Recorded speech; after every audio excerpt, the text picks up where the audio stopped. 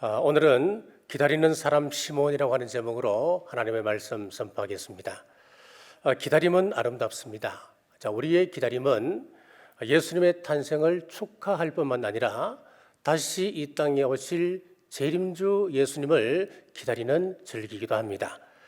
정신분석학자 빅톨 프랭클 박사는 사람은 무엇으로 사는가라고 하는 책에서 사람은 먹는 것으로 사는 것이 아니고 오직 희망으로 산다, 오직 기다림으로 산다라고 하는 유명한 말을 했습니다. 지금 우리는 다시 오실 주님을 대망하고 있습니다. 오늘 본문의 배경은 마리아와 요셉이 유대인의 관습을 따라서 할례 후 33일째 되는 날 예수님을 데리고 성전에 들어간 사건을 기록하고 있습니다. 27절 말씀입니다. 성령의 감동으로 성전에 들어가매 마침 부모가 율법의 관례대로 행하고자 하여 그 아기 예수를 데리고 오는지라. 당시 아이를 낳았을 때에 유대인들은 성전에 나가 양을 드렸습니다. 그런데 마리아와 요셉은 양을 드리지를 못하고 대신 비둘기를 드렸습니다. 이 말은 무슨 이야기겠습니까? 이 마리아와 요셉은 가난한 사람이었다라고 하는 것을 알 수가 있습니다. 그런 그들이 시몬이라고 하는 사람을 그 속에서 만나게 됩니다. 시몬의 이름의 뜻은 하나님께서 들으신다라고 하는 이름의 뜻을 가지고 있습니다. 시몬은 한평생 이 땅에 오실 메시아를 기다렸습니다. 그랬더니 죽기 전에 메시아를 보게 될 것이다 라고 하는 응답을 받게 되었습니다. 과연 그 이름대로 예수님을 품에 품고 하나님을 향하여 찬송하고 영광을 올리게 되었습니다. 그의 나이를 보면 학자들은 적어도 90세 이상은 되었을 것이다 라고 추정합니다. 나이가 들면 희망을 노래하기보다는 점점 포기에 익숙해집니다. 새로운 일을 하기를 두려워합니다. 희망보다는 절망하기 쉽습니다. 당시 시대 상황을 보더라도 이스라엘은 로마의 식민지였습니다. 식민지 백성들은 모두 다 로마 황제를 신으로 추앙하게 했습니다. 힘써 농사를 지어놓으면 농산물을 빼앗아갑니다. 그리고 식민지 백성들을 파리 목숨처럼 취급합니다. 지도층인 사두개파는 자신들의 이익을 위하여 로마와 결탁하고 백성들을 괴롭힙니다. 바리새파 사람들은 자신들만 경건하다고 이야기하고 율법을 지키지 못하는 백성들을 정죄하고 상종도 하지 않습니다. 에세네 악파는 이것도 저것도 싫다, 그리고 언둔 생활에 들어가 버렸습니다. 누구에게도 위로받지 못하는 버려진 민중들, 밟히고 짓눌린 그들을 대변해 줄 사람은 아무도 없었습니다. 역사적으로도 말라기 선지자 이후 400년 동안 하나님의 말씀이 끊어진 상태에 있습니다. 정말 위로가 필요한 시점에 시몬은 성전에서 백성들을 위로할 메시아를 위하여 기도했습니다. 우리도 마찬가지입니다. 사람들은 모두 상처를 안고 살아갑니다. 아기를 낳는 엄마도 큰 고통입니다만은 태어나는 아기도 큰 상처를 안고 태어납니다. 그래서 이것을 출생상처라고 말을 합니다. 그 상처 때문에 아기가 태어날 때 그렇게 악을 쓰고 오는 것입니다. 살아가면서도 수많은 상처를 받습니다. 칼로 난 상처는 쉽게 아물 수 있지만 말로 난 상처는 영원토록 회복되지 않는 경우가 종종 있습니다. 지금 우리에게는 기댈 곳이 없어서만 갑니다. 세상은 역병의 온상처럼 교회를 바라보고 있습니다. 우리는 세상에서 상처를 받고 있습니다. 이때 주님을 기다리는 시몬의 모습 속에서 큰 위로를 받으시길 주님의 이름으로 축복합니다. 시도를 기다리는 사람 시몬은 첫째, 의롭고 경건하였습니다. 25절입니다. 예루살렘의 시몬이라 하는 사람이 있으니 이 사람은 의롭고 경건하여 예루살렘의 이스라엘의 위로를 기다리는 자라. 성령이 그 위에 계시더라. 전성에 의하면 시몬은 AD 13년에 사네들린 공회의 의장을 지냈다고 합니다. 그 높은 자리에 있으면서 그는 평생을 의롭고 경건하게 살았습니다. 그렇습니다. 주님을 기다리는 모습이라고 하는 것은 의로운 삶과 경건의 삶입니다. 누가복음 1장 6절에 이 두 사람이 하나님 앞에 의인이니 주의 모든 계명과 율례대로 흠이 없게 행하더라. 이 말씀에서 두 사람이라고 하는 것은 누구냐 하면은 제사장 사가랴와 그의 아내 엘리사벳입니다. 이 두 사람은 세례 요한의 부모가 되는 사람들이죠. 자, 세례 요한이 예수님의 오실 길을 예비하였던 큰 사역을 감당하는데 위대한 이 사역을 감당하는 사람의 부모가 될 수 있었다. 그 이유가 어디 있느냐? 누가복음 1장에 보니까 그 부모는 경건한 사람이었다 그랬습니다. 흠이 없는 사람이었다 말씀하고 있습니다. 우리도 주님 모심을 예비하는 자가 되고자 한다면 의롭고 흠없는 삶을 살도록 힘써야 합니다. 사도 야고보는 야고보서 1장 27절에서 번면합니다. 하나님 아버지 앞에서 정결하고 더러움 없는 경건은 곧 고아와 과부를 그 환난 중에 돌보고 또 자기를 지켜 새 속에 물들지 아니하는 그것이니라. 하나님 앞에서 정결하고 경건하며 새 속에 물들지 않는 삶 살고자 힘쓰는 우리 모두 되시길 주님의 이름으로 축복합니다. 당시에 많은 사람들은 메시아를 기다렸습니다. 메시아가 반드시 올 것이라고 믿고 있었습니다. 그리고 메시아가 오신다면 내가 반겨 맞이해야지 라고 생각은 했습니다. 그러나 수동적으로 기다리고 있었습니다. 자, 오늘 본문의 25절을 보시면은 동사 기다린다고 하는 이 말씀은 수동태가 아니고 능동태입니다. 의로운 삶을 살면서 기다렸습니다. 경건한 삶을 살면서 적극적으로 기다렸습니다. 메시아 오심을 준비하고 살았다라고 하는 말씀입니다. 자, 먼저 의롭다라고 하는 이 말은 하나님과의 바른 관계 속에서 일어나는 의를 이야기합니다. 우리는 스스로 의를 이룰 수 있는 사람은 아무도 없습니다. 우리가 노력한다고 하나님의 의를 충족할 수 있겠습니까? 불가능합니다. 하나님의 의는 전적으로 예수 그리스도를 통하여 우리에게 주어집니다. 그래서 이것을 칭의라고 이야기를 합니다. 칭의라고 하는 것은 인간이 아무리 몸부림쳐도 이룰 수 없는 것입니다. 로마서 3장 10절에서 18절 보시면은 우리 인간의 모습을 이렇게 묘사하고 있습니다. 의인은 없나니 하나도 없으며 깨닫는 자도 없고 하나님을 찾는 자도 없고 다 치우쳐 함께 무익하게 되고 선을 행하는 자는 없나니 하나도 없도다. 그들의 목구멍은 열린 무덤이요 그 혀로는 속임을 일삼으며 그 입술에는 독사의 독이 있고 그 입에는 저주와 악독이 가득하고 그 발은 피 흘리는 데 빠른지라.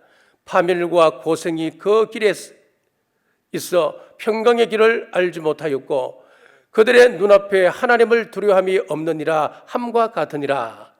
자, 우리 이게 인간의 모습이라고 하는 거예요. 이런 모습을 가지고 어떻게 하나님의 의를 충족시킬 수 있겠습니까? 우리는 아무리 노력하고 애를 써도 의를 이룰 수가 없습니다. 오직 하나님의 은혜로 예수님 안에 있을 때 의로운 자가 됩니다. 시몬은 하나님 앞에서 하나님의 은혜로 의로운 자라고 그는 인정받았습니다. 사랑하는 여러분, 우리 하나님의 은혜와 사랑을 덧입고 주님 앞에서 의로운 자로 인정받는 저와 여러분 되시길 주님의 이름으로 축복합니다. 또한 시몬은 경건한 자라고 말씀했습니다. 의가 하나님과의 관계를 통해서 이루어지는 것이라고 한다면, 경건이라고 한다면 의로운 사람이 이제 구체적으로 어떤 삶을 살 것인가 그 행동을 이야기합니다. 본문에서 경건하여라고 번역된 헬라어 원문을 보면 디카이오스라고 하는 단어를 씁니다. 이는 공정한, 흠없는, 거룩한 그런 뜻을 가지고 있습니다. 즉 시몬은 공정하였으며 흠없는 삶, 거룩한 삶을 살며 예수님을 기다렸습니다. 경건한 자는 예배를 소중히 여깁니다. 예배를 통하여 은혜를 받습니다. 경건한 사람은 말씀을 귀하게 여깁니다. 말씀을 머리로만 받는 것이 아니고 나를 살리는 생명의 말씀, 능력의 말씀, 살아있는 레마의 말씀으로 받아들입니다. 항상 말씀을 묵상하고 가슴에 새기며 그 말씀대로 살려고 몸부림을 치는 것입니다. 경건한 사람은 기도를 통하여 하나님의 뜻을 알고자 하고 삶 속에서 하나님과 동행합니다. 경건한 사람은 새 속에 물들지 않고 자기를 지켜 거룩함으로 성화의 삶을 살아갑니다. 자, 이것을 한마디로 요약하면 그 경건한 삶이라고 하는 것은 예수 그리스도의 제자로서의 삶을 이야기합니다. 이렇게 시몬은 하나님께서 보내신 메시아를 기다리는데 의로움과 경건함으로 기다렸습니다. 정신과 의사였던 폴 트루니에는 현대인들에 대해서 이렇게 말을 했습니다. 현대 신앙인의 비극 중에 하나는 구도의 정신을 상실했다라고 했습니다. 주님 다시 오실 것을 말하면서도 실제 삶 속에서는 진지한 고민을 하지 않는 것이 현대 신앙인의 모습이라고 하는 것입니다. 저와 여러분의 삶은 어떻습니까? 요한 웨슬리가 살았던 당시 영국 사회는 그 아이들에 대한 아동학대, 그리고 남녀차별, 빈부격차, 그리고 노예 제도가 존재하고 있는 그런 사회였습니다. 참 비성경적 사회였습니다. 그런데 교회는 이 문제에 대해서 전혀 관심을 기울이지 않았습니다. 웨슬레는 말로만 이웃을 사랑하지 말고 행동할 때다 그랬습니다. 그러면서 성경에 나온 대로 행동하는 사람들이라고 하는 뜻을 가진 메소디스트 운동을 펼쳐나가며 감리교를 창시했습니다. 삶의 실천을 위해서 그는 매일 7가지 질문을 스스로에게 던집니다. 첫째는 기도를 충분히 하고 있는가? 둘째, 하나님 앞에서 즐거워하는 모습이 있는가? 셋째, 모든 경우에 감사하는가? 넷째, 지나친 욕심을 내고 있지는 않는가? 다섯째, 옳은 일을 하지 못할 만큼 두려워하는 것이 있는가? 여섯째, 내 중심에 임재하는 하나님의 사랑을 느끼고 있는가? 일곱째, 말과 행동으로 하나님을 기쁘시게 하고 있는가? 이 7가지를 요한 웨슬레는 늘 자신에게 질문을 던졌다고 합니다. 사랑하는 여러분, 지금 세상은 악으로 가득 차 있습니다. 하지만 세상이 어떠하다 해도 초림 때 시몬이 그랬던 것처럼 우리 모두는 경건한 삶, 의로운 삶으로 재림하실 우리 주님을 기다리시길 주님의 이름으로 축복합니다. 둘째, 시몬은 성전에 들어갔습니다. 27절입니다.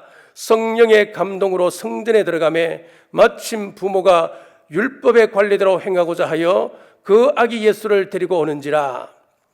자, 시몬이 성전에 들어갔다라고 하는 이 말씀은 교회 중심적 신앙생활을 하고 있었다라고 하는 의미입니다. 사람은 어디를 중심으로 살아가는가, 여기에 따라서 그의 삶이 결정되어지고 그의 신앙이 결정되어집니다.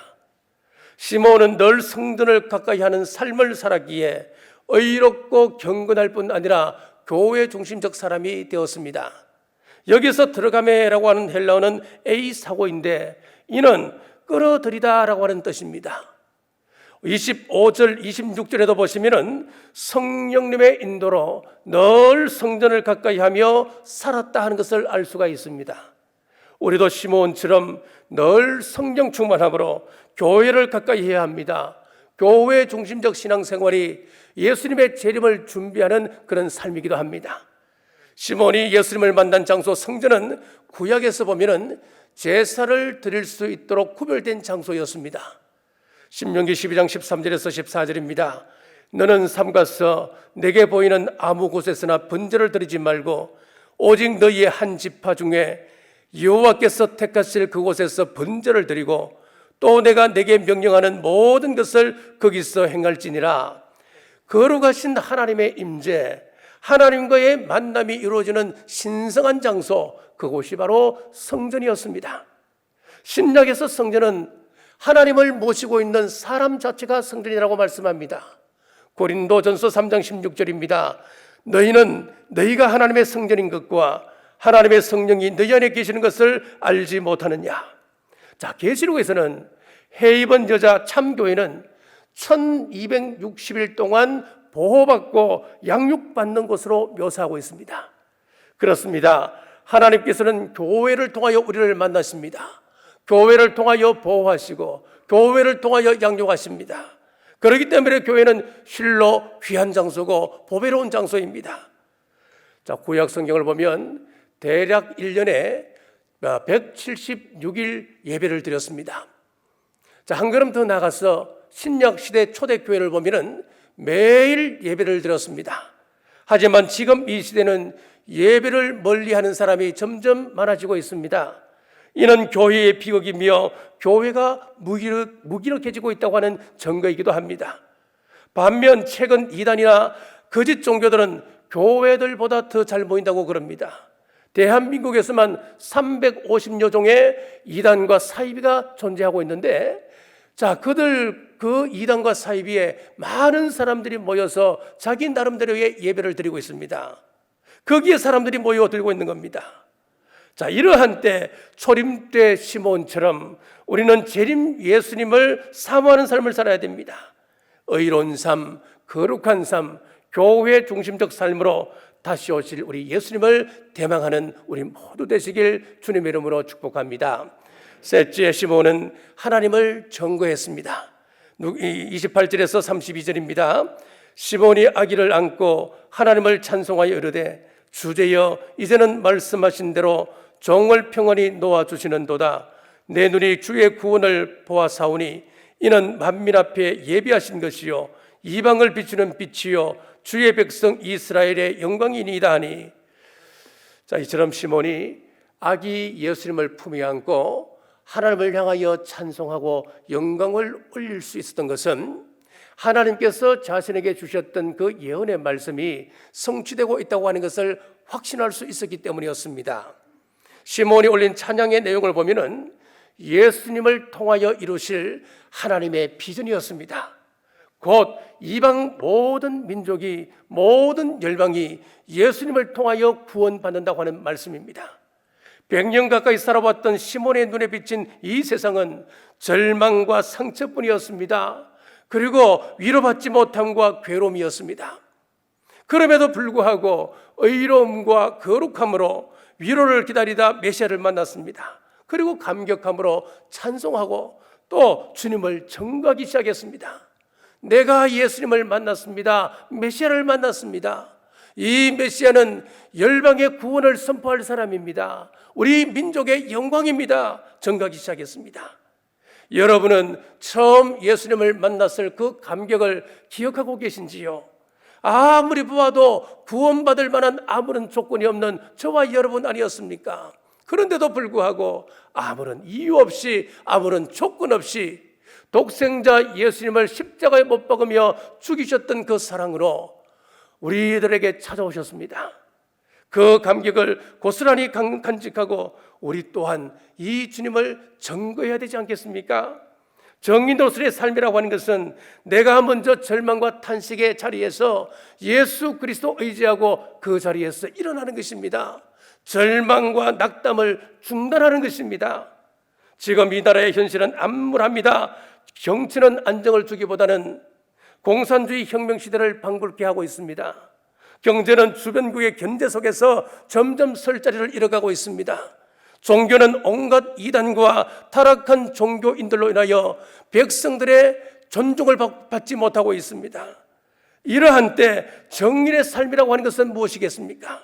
보라, 세상이 타락하고 정치, 경제, 사회, 문화가 반성경적으로 흐르고 있을 때에 의롭고 경건하고 교회 중심적인 사람들이 기도에 무릎을 세우고 가정재단을 쌓는다.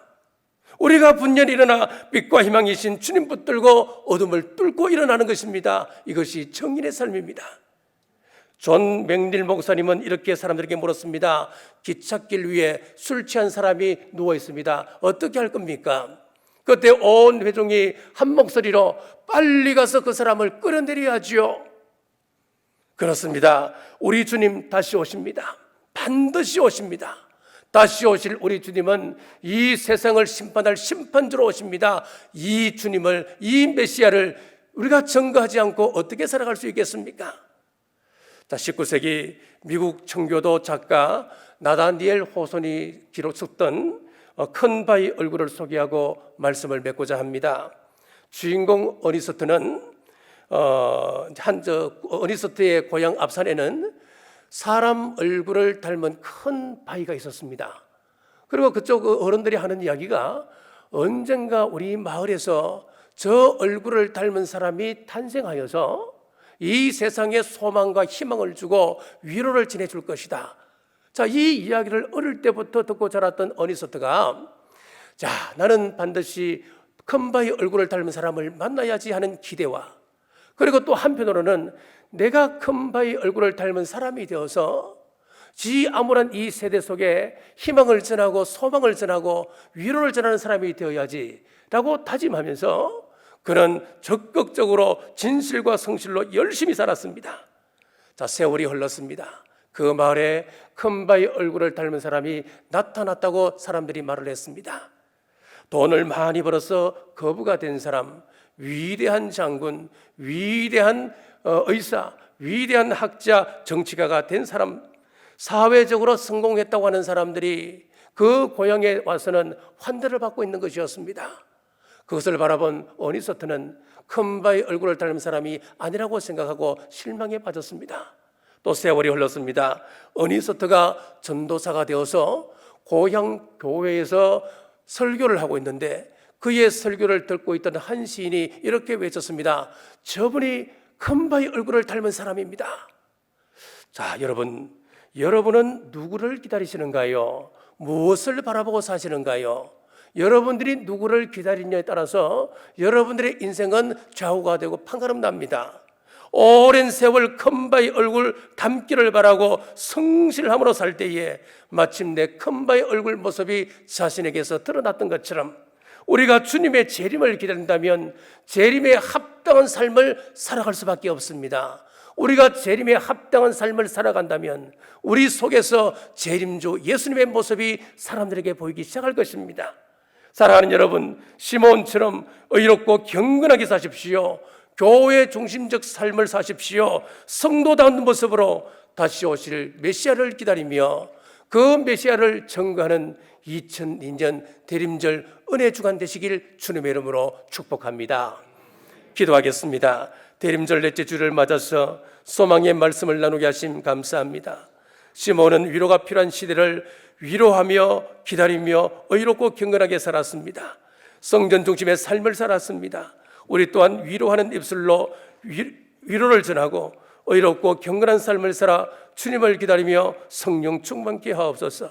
주님의 음성에 늘 민감하여 시대의 징조를 깨닫고 다시 오실 주님을 증거하는 증인의 삶을 살게 하옵소서. 우리 교회가 비전 2027을 선포했습니다. 교회 비전이 나의 비전되어 기도하며 기쁨으로 동참할 때 교회를 통하여 역사하시는 하나님의 복을 누리게 하옵소서. 포스트 코로나 시대를 대비하여 메신저 누사라는 전도 콘텐츠를 준비했습니다. 이 도구를 잘 활용하여 복음의 문이 닫히기 전에 힘써 전하는 우리 남부의 권속들 되게 하옵소서. 다시 오실 예수님 이름으로 간절히 기도드리옵나이다. 아멘.